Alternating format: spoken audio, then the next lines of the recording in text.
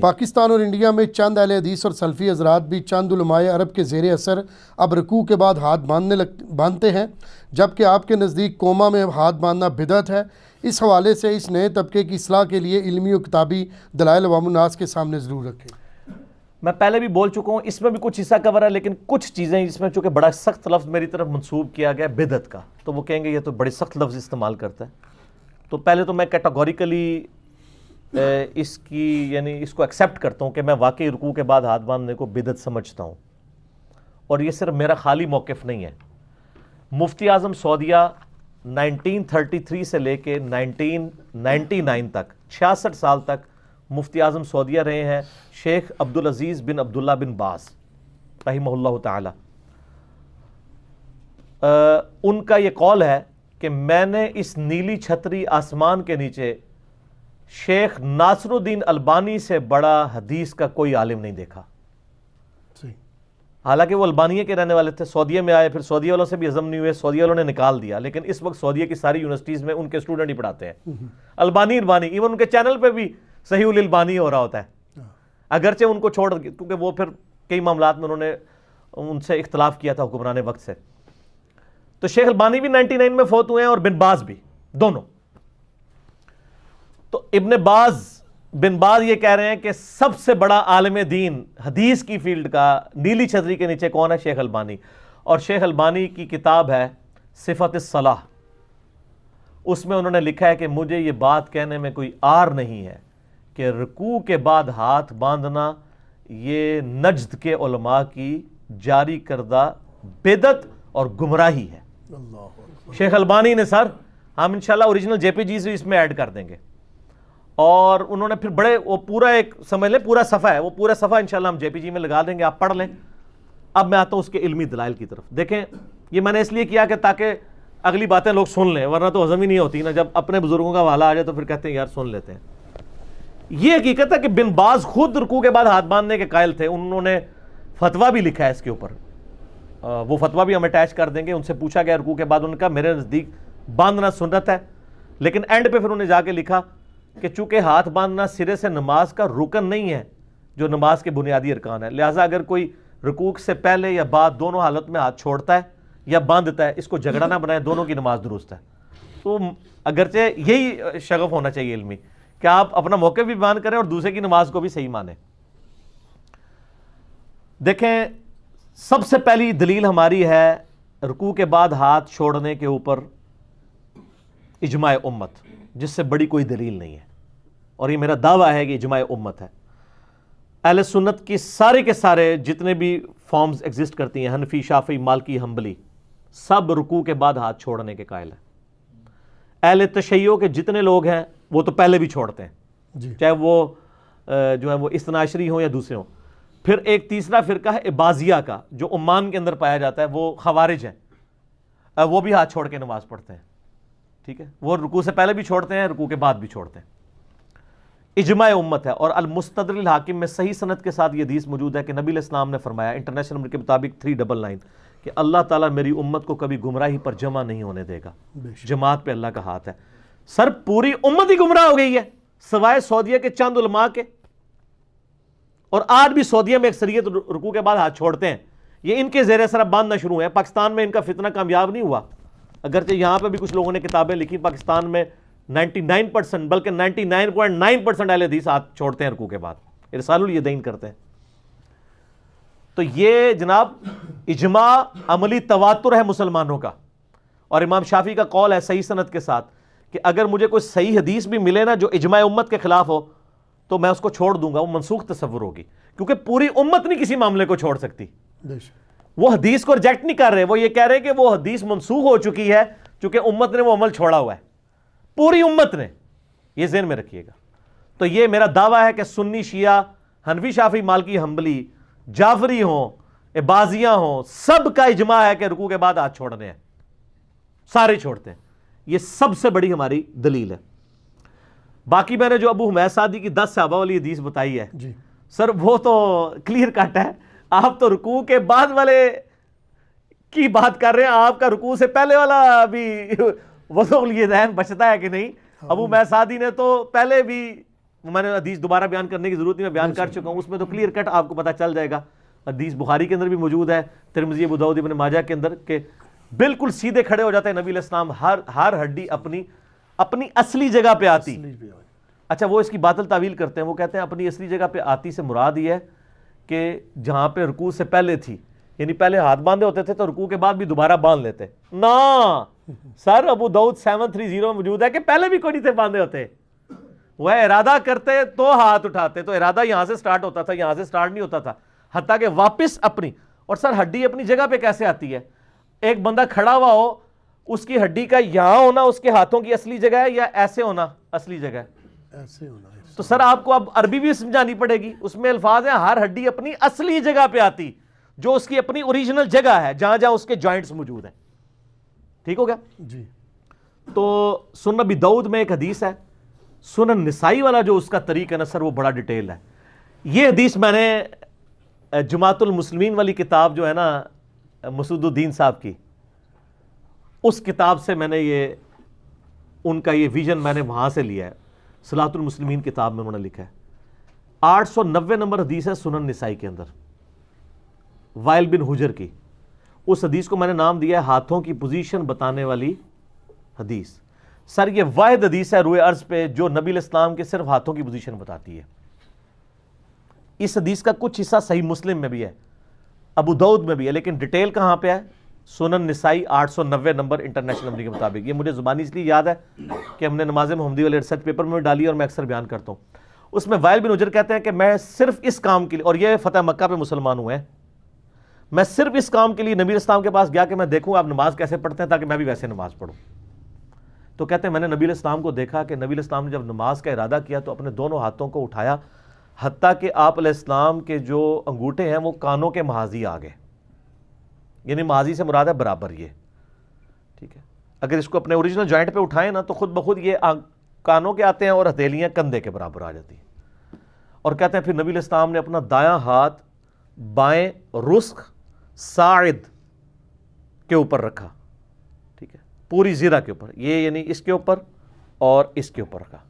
اور اس میں کف کے الفاظ ہیں، رزق غین آتا ہے، اس کو رزق کہتے ہیں کلائی سے آگے تک کے ہاتھ کو، اس کو کف کہتے ہیں، اور ادھر سے لے کے کونی تک کو کہتے ہیں ساعد، اور اس پورے کو زیرہ کہتے ہیں. اور بخاری میں الفاظ ہیں دایاں ہاتھ بائیں زیرہ پہ.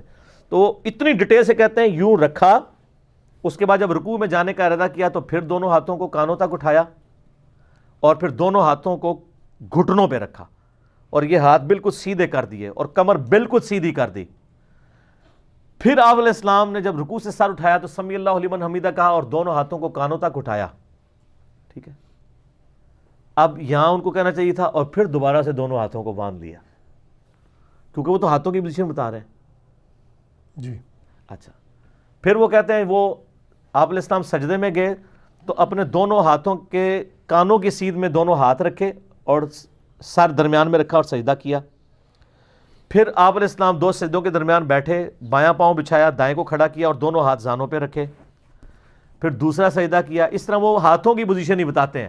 اینڈ پہ جا کے وہ پھر یہ بھی بتاتے ہیں کہ انگلی کا یوں اشارہ کیا اور یہ پھر انگلی کو ہلایا، پھر اس سے دعائیں بھی مانگی. پوری میں انہوں نے کہیں نہیں کہا کہ رکوع کے بعد دوبارہ باندھ لیے. ویسے تو ابو بیسادی کی حدیث ہی کافی تھی، اس میں پتہ چل گیا.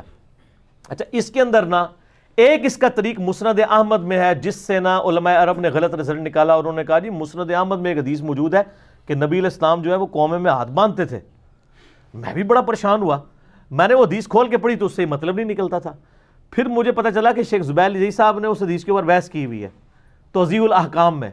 شیخ زبیر صاحب سے مسند احمد کی اس حدیث وائل بن حجر کی جب پوچھی گئی نا تو انہوں نے کہا پہلی بات ہے یہ تو حدیث سفیان ثوری کی تدلیس کی وجہ سے ضعیف ہے، ان سے روایت کر رہے ہیں. وہی عبداللہ ابن مسعود کی ترک رفع الیدین والا حکم اس کے اندر بھی ہے. اور دوسرا انہوں نے کہا کہ میں حیران ہوں کہ اس میں سے قومے میں ہاتھ باندھنا کہاں سے ثابت کر لیا. اس میں پتہ کیا الفاظ تھے کہ نبی علیہ السلام نماز شروع کرتے تو ہاتھ کانوں تک اٹھاتے ہیں اور نبی علیہ السلام نماز کے قیام میں ہاتھ دائیں ہاتھ بائیں پہ باندھتے تھے. وہ کہتے ہیں یہ جو ہے نا کہ نبی علیہ السلام نماز میں دایاں ہاتھ بائیں ہاتھ پہ باندھتے تھے تو اس کا مطلب ہے کہ جہاں جہاں قیام آئے گا نا وہاں وہاں آپ دایاں ہاتھ بائیں پہ باندھیں گے، چاہے وہ رکوع سے پہلے ہو چاہے رکوع کے بعد. اے جناب رزلٹ اینج کر دے جے. تو اس کی پھکی مجھ سے لے لیں کہ محدثین کے ہاں قیام اور قومے میں زمین اسمان کا فرق ہے. بخاری اور مسلم کی متفق علیہ حدیث ہے کہ نبی صلی اللہ علیہ وآلہ وسلم کا رکوع، سننے غور سے، رکوع، سجدے، سجدوں کے درمیان بیٹھنا جلسہ، اور رکوع سے کھڑا ہونا قوما، یہ ساری چیزیں برابر ہوتی تھیں قیام اور تشہد کے علاوہ. یعنی قیام لمبا ہوتا تھا، تشہد لمبا ہوتا تھا، باقی یہ چاروں چیزیں برابر ہوتی تھی. کون کون سی؟ رکوع، سجدے، 2 سجدوں کے درمیان بیٹھنا، اور رکوع سے کھڑا ہونا. تو وہ رکوع سے کھڑے ہونے کو تو قیام مانتا ہی نہیں ہے، وہ کہتے ہیں قیام کے اور تشہد کے علاوہ، وہ اس کو قوما مانتے ہیں. اس کو آپ نے قیام کہاں سے ثابت کر دیا ہے؟ یعنی بندے کو رزلٹ نکالتے ہوئے خود خیال کرنا چاہیے کہ محدثین کے ہاں قومے اور قیام کے اندر فرق ہے. آپ ایک طرح کے الفاظ، یہ اس طرح ہی ہے جیسے وہ تراوی کی تھی، کہتے ہیں وی، کہتے ہیں تراوی، وی آ گیا نا بیچ، تو تراوی وی ہو گیا. جی جناب انہوں نے بھی قومے نو قیام بناتا ہے تو قیام نو قوما بناتے ہیں. یعنی آپ کو علمی دلائل، اور میں شیخ زبیل عزیز صاحب کو داد دوں گا، انہوں نے دونوں کامنٹس، ان کا پہلے تو روایتی جعلی ہے، سفیان ثوری کی تدریس سے ضعیف ہے، اور دوسرا اس میں سے تو رزلٹ نکلتا ہی نہیں ہے. آپ خام خواہ اس میں سے رزلٹ نکالنے کی کوشش کر رہے ہیں. اس لیے میں کہتا ہوں مطلب آپ نے دلائل رکھنا ہے تو علمی دلائل اپنے سامنے رکھیں، آپ بہانے بنا کے نہ رکھیں. اچھا، پھر آج تک کسی محدث نے کسی دنیا کی حدیث کی کتاب میں یہ باب بند ہے کہ رکوع کے بعد ہاتھ باندھنے کا بیان؟ ہمیشہ ملے گا قیام میں دایاں ہاتھ بائیں پہ رکھنا. ورنہ تو قومے کو جو محدثین الگ سے ذکر کرتے ہیں تو ایک چیپٹر بناتے ہیں کہ جی قومے میں ہاتھ باندھنے کا بیان، کوئی دکھائیں کوئی محدث جس نے یہ باب باندھا ہو. اچھا، پھر اگلی دلیل میری یہ ہے کہ پوری امت نے قومے میں ہاتھ باندھنا چھوڑ دیا، کسی محدث نے ان کا رد نہیں کیا. جب رفع الیدین کی دشمنی کی حنفیوں نے تو امام بخاری نے کتاب لکھی جز رفع الیدین، اور رفع الیدین کی سنت کا دفاع کیا. جب پوری امت نے قومے میں ہاتھ باندھنا چھوڑ دیا تو کس محدث نے کتاب لکھی ہے؟ اس کی ظاہر جہاد کرنا چاہیے تھا نا محدثین کو.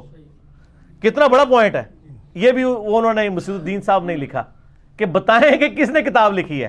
سر کتاب آ چکی ہے لیکن وہ آپ کے خلاف آئی ہے. آپ نے سعودیہ میں یہ کام شروع کروایا ہے تو کتاب بھی آ گئی ہے اس محدث کی جس کو مفتی اعظم سعودیہ جس نے یہ کام شروع کروایا ہے، بن باز، وہ کہتا ہے کہ نیلی چھتری کے نیچے البانی سے بڑا حدیث کا کوئی عالم نہیں ہے. تو البانی نے صفت الصلاح میں لکھ دیا ہے کہ رکوع کے بعد ہاتھ باندھنا علماء نجد کی بدعت ہے اور گمراہی ہے. تو سر کتاب آ گئی ہے، جب کام ڈالا ہے کتاب بھی آ گئی ہے. یعنی کام تو انہوں نے ڈالا نہیں، انہوں نے کہا باندھنا چاہیے، تو کتاب آ گئی نا محدث کی. جب پوری امت نے چھوڑی تھی تو ادھر سے کوئی کتاب آئی ہے؟ کوئی بھی کتاب نہیں آئی ہے. آپ نے کام ڈالا تو اس محدث کی کتاب آئی جس سے کہتے ہیں محدث اعظم سعودیہ، بلکہ وہ کہتے ہیں عرب میں البانی ہے اور عجم میں شیخ زبیل عزیز ہیں. اور شیخ زبیل عزیز صاحب بھی سر ارسال الیدین کرتے تھے رکوع کے بعد. میں نے شیخ صاحب سے ایک دفعہ پوچھا کہ شیخ صاحب میں نے کچھ عرصہ ہاتھ باندھے بھی ہیں نا رکوع کے بعد. پھر میں نے تحقیق کی نا تو میں نے شیخ صاحب کے پاس گیا تو میں نے کہا شیخ صاحب یہ آپ شروع سے ہی ہاتھ چھوڑتے ہیں رکوع کے بعد؟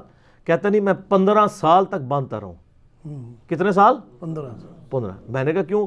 وہ کہتے ہیں میرے استاد جو تھے نا بدیع الدین راشدی صاحب، ان کی وجہ سے نا تو میں قائل تھا، تو پھر مجھے سمجھ آئیے کہ یہ ٹھیک نہیں ہے. تو میں نے کہا شیخ صاحب آپ کو 15 سال میں سمجھ آئیے، تو مجھے تو 15 ہفتے میں سمجھ لگی کہ یہ کام ہی غلط ہے. ٹھیک ہے، تو 15 سال تو بہت ہے آپ جیسے ذہین بندے کو. پھر میں نے کہا اچھا آپ نے یہ نماز نبوی کے اندر تو فٹ نوٹ پہ لکھا ہے کہ اس معاملے میں جھگڑا نہیں کرنا چاہیے اگر کوئی باندھ لے، اور اس میں آپ نے امام احمد بن حنبل کا قول لکھا ہے کہ امام احمد بن حنبل سے پوچھا گیا رکوع کے بعد ہاتھ باندھنے کے بارے میں، تو احمد بن حنبل نے فرمایا کہ میرے نزدیک اس میں وسعت ہے، اگر کوئی باندھ لیتا ہے تو اس میں کوئی حرج نہیں ہے، اگر کوئی چھوڑ دیتا ہے تو وہ بھی ٹھیک ہے. تو میں نے کہا یہ قول آپ کو لکھ کے تو احمد بن حنبل کا رد کرنا چاہیے تھا. وہ کہتے ہیں یہ قول میں نے اس لیے لکھا ہے کہ میرے استاد بدیع الدین راشدی صاحب کہتے تھے رکوع کے بعد ہاتھ باندھنا واجب ہے. تو وہ چونکہ احمد بن حنبل کا بڑا احترام کرتے تھے تو میں نے ان کو ان کے گھر کی پھکی دی ہے. یہ پھکی کا لفظ وہ بھی بہت یوز کرتے تھے، اور شیخ زبیر صاحب سے ہی میں نے یہ مستعار لیا ہوا ہے لفظ. آج آپ کو راز بھی بتا دیا. اچھا، تو کہتے ہیں پھر علی بھائی میں نے ان کے ماننے والوں کو پھکی دی ہے کہ احمد بن حنبل تو کہہ رہا ہے چھوڑ بھی سکتے ہیں اور باندھ بھی سکتے ہیں، تو تم اس کو کدھر رکن بنائے بیٹھے ہوئے ہو؟ میں نے کہا سر یہ احمد بن حنبل کا تو ذاتی فتویٰ ہے, آپ کو تو احمد بن حنبل کا بھی رد کرنا چاہیے تھا. وہ کہتے ہیں یار اتنی ضرورت نہیں ہے, ہمارا مقصد پورا ہو رہا ہے. لیکن سر شیخ البانی نے کیا ہے, ہائے ہائے ہائے, شیخ البانی نے جہاں لکھا ہے نا رکوع کے بعد ہاتھ باندھنا بدعت ہے, انہوں نے کہا اگر کوئی مجھے احمد بن حنبل کا قول پیش کرے گا تو میں اس سے کہوں گا کہ احمد بن حنبل کے قول کی دلائل کے مقابلے پہ کیا حیثیت ہے, میں تو دلائل سامنے رکھ رہا ہوں ایک سنت. اور پھر انہوں نے کہا کہ احمد بن حنبل کے قول کو آپ غلط سمجھیں. سر یہ مسئلہ البانی نے حل کیا. انہوں نے کہا احمد بن حنبل نے رکوع کے بعد ہاتھ باندھنے کو جائز نہیں قرار دیا, انہوں نے کہا کہ اگر کوئی باندھنا چاہتا ہے تو میرے نزدیک کوئی حرج نہیں ہے. وہ بھی رسالہ الیدین کو ہی صحیح سمجھتے ہیں, تبھی وہ کہہ رہے ہیں باندھنے میں حرج کوئی نہیں ہے. اور سر اس کو سپورٹیو وہی چیز ہے المدونۃ الکبریٰ میں جو امام مالک کا قول ہے کہ آپ بتائیں کہ قیام میں ہاتھ باندھنے چاہیے کہ چھوڑنے چاہیے. تو انہوں نے کہا میں فرض نماز میں تو کوئی دلیل نہیں پاتا کہ نبی علیہ السلام نے ہاتھ باندھے ہوں. البتہ نفلی نمازوں میں چونکہ لمبی ہوتی ہیں, اگر تم تھک جاؤ تو تھوڑی دیر کے لیے تھکاوٹ دور کرنے کے لیے دایاں ہاتھ بائیں پہ باندھ لو تو جائز ہے. سر احمد بن حنبل نے بھی اصل میں یہی کہا ہے کہ اگر رکوع کے بعد کوئی مسئلہ ہے, آپ کو شیعہ سے بغض ہے, یہ میں بریکٹ میں کہہ رہا ہوں, اور آپ اپنی علیحدہ پارٹی بنا کے رکھنا چاہتے ہو تو خیر ہے باندھ لیا کرو. انہوں نے وہ بھی اصل میں رسالہ الیدین کو مانتے ہیں, یہ جواز دیا ہے جس طرح امام مالک نے قیام میں باندھنے کا جواز دیا, لیکن انہوں نے کہا کہ فرض نمازوں میں نہیں صرف نفلی میں المدونۃ الکبریٰ سے. تو سر یہ مسئلہ آپ کو اس والے سمجھ آ گیا. تو شیخ زبیر صاحب والا چونکہ مجھے بڑا اچھی طرح یاد ہے, میں نے ان سے کہا کہ سر 15 سال بندے رہے ہو تو ہمیں سمجھ نہیں لگی کہ انہوں نے کیا کام پایا. تو شیخ البانی رحمہ اللہ کا یہ بڑا احسان ہے کہ انہوں نے یہ معاملات جو ہے نا وہ کھول کر بیان کر دی ہیں. اور میں پھر وہی آخری بات کروں گا کہ جن لوگوں نے رکوع کے بعد ہاتھ باندھا ہے, چاہے شیعہ کے بغض میں باندھا ہے, اللہ تعالیٰ نے انہیں ایک سنت سے محروم کر دیا. بے شک. ہم تو اللہ کے سامنے اس طرح بھی کھڑے ہوتے ہیں ہاتھ باندھ کے, اور ہاتھ چھوڑ کے بھی کھڑے ہوتے ہیں. ان کا تو ہاتھ چھوڑنے والا رکن سرے سے ہی ختم ہو گیا. دیکھیں نا یہ کتنی بڑی ایک ٹریجڈی ہو گئی ہے ان کے ساتھ, اور یہ ٹریجڈی انہوں نے خود کمائی ہے. میں نے نہیں ان کو گائیڈ کیا کہ وہ جان بوجھ کے جڑا نا وہ چکیے تو ہٹ دے دیں, یہ خود ہی انہوں نے کیا. تو یہ جناب قومے میں ہاتھ چھوڑنا ہی ہے. اور وہ جو کہتے ہیں نا ہر ہڈی اپنی جگہ پہ آ جاتی, سر وہ بخاری سے آپ روایت لیتے ہیں نا تو آپ ذرا پیچھے چلے جائیں ابو میسادی کی حدیث ابو داؤد ترمذی کے اندر, تو ابو داؤد 730 میں ہے کہ وہ جو واپس کہاں آتی تھی, یہاں نہیں آتی تھی, وہ یہاں ہی واپس آتی تھی. آدھی حدیث پکڑ کے, اور وہ جس طرح گھوڑوں کی دموں والی حدیث کو رفع الیدین پہ لگانا حنفیوں کا وتیرہ ہے, آپ لوگ بھی آدھی روایتیں پکڑ کے لگاتے ہیں. اجماع امت سے کوئی بڑی دلیل نہیں اللہ کے فضل سے, اور کتاب بھی آ گئی ہے. آپ کہتے ہیں امت نے پوری نہیں چھوڑ دی یہ کام, تو کسی نے نہیں لکھی کتاب. سر آپ نے شروع کروایا تو کتاب لکھ دی گئی ہے, اور سعودیہ میں بھی انہوں لوگوں نے شروع, اور ان کا فتنہ پاکستان میں کامیاب نہیں ہوا کیونکہ پاکستان میں جو عبداللہ بہاولپوری صاحب تھے نا, انہوں نے شروع میں ایک بڑی موٹی کتاب لکھ دی تھی. اس کی وجہ سے چونکہ اہل حدیث کے ہاں ان کی ایک بڑی ورث تھی, عبداللہ بہاولپوری صاحب کی, پروفیسر تھے بہاولپور میں. تو نہیں وہ اور ہیں عبداللہ بہاولپوری صاحب جو ہے نا, وہ جو سعودیہ میں لال رومال والے ہیں نا, ان کے بھی استاد ہیں, اور وہ لوگ ان کی وجہ سے اس طرف آئے ہوئے ہیں. تو ان کی وجہ سے پھر یہ فتنہ اس حوالے سے دب گیا. اگرچہ آج بھی کچھ اہل حدیث علماء اس مسئلے کو اٹھاتے ہیں, لیکن ان کو پذیرائی نہیں ملی. اہل حدیث مسجدوں میں اگر آپ 100 مسجدوں میں جائیں تو شاید کسی ایک میں کو رکوع کے بعد ہاتھ باندھنے والا ملے, وہ بھی اکا دکا, ادروائز یہ اس کو پذیرائی نہیں. اور پھر اللہ کی وجہ سے ہماری جب ویڈیوز آئی ہیں نا, تو سر وہ تو اب رکوع کے بعد والا کیا, وہ تو آپ فکر کر رہے ہیں رکوع سے پہلے والا بھی بچ جائے. ہاں وہ تو رکوع سے پہلے والے کی فکر میں لگ گیا. وہ کہتے ہیں سر مہربانی کرو بات جیسی چھوڑ دینا, تسی پہلے والا کر کے رکھو. تو سر دونوں طریقے ہیں, رکوع سے پہلے آپ ہاتھ باندھ بھی سکتے ہیں, چھوڑ بھی سکتے ہیں, لیکن رکوع کے بعد ہاتھ چھوڑنا ہی ہے. ٹھیک ہو گیا جی.